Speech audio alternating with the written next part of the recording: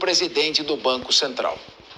Há um entendimento aí entre os parlamentares de que o favorito do governo para o cargo, que é o Gabriel Galípolo, já foi aceito pelo mercado e deverá ser aprovado de qualquer forma.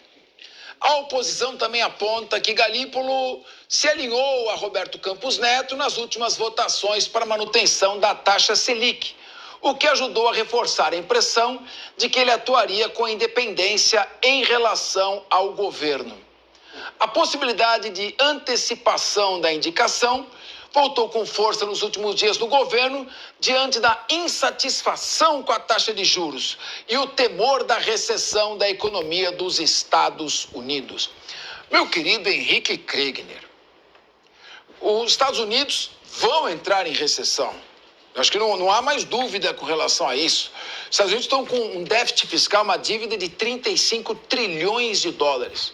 Os principais credores dos Estados Unidos, por exemplo, o Japão, tem bonds, certificados bancários emitidos pelo Banco Central americano e pelo Fed, da margem de 1 trilhão e 500 bilhões de dólares. Os Estados Unidos estão com 35 trilhões de dólares, 35 trilhões de dólares, ou seja, 150% do PIB norte-americano. Não dá mais para continuar emitindo certificados continuamente, sobretudo porque o mundo já não tem uma economia dolarizada. Exato.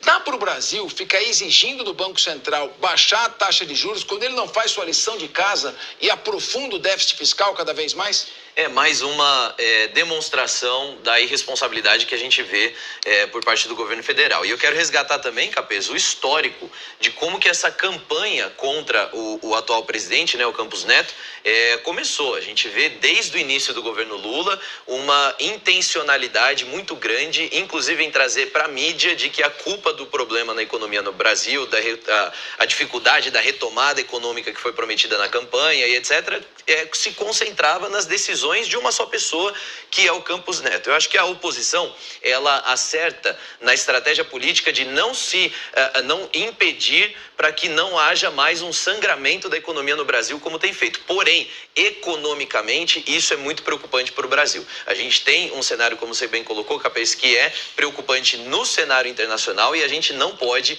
permitir com que o Brasil venha a ser liderado aí por motivações políticas também na economia. O mercado já demonstrou sinais de aceitação ao indicado do presidente Lula, porém, essa aceitação ela é condicional. É importante a gente lembrar disso, que não é o currículo, não é a personalidade, mas é condicional às normas do mercado que têm sido colocadas recentemente. Meu querido Emerson Tawil, a questão dos juros, assim, se você baixa os juros, o pessoal começa a consumir mais, se endividando. Ou seja, um voo de galinha. E ao se endividar, claro, aumenta também o preço. Aumentando o preço, aumenta a inflação. Aumentando a inflação, as pessoas vão querer aplicar. Aplicando, sobe os juros.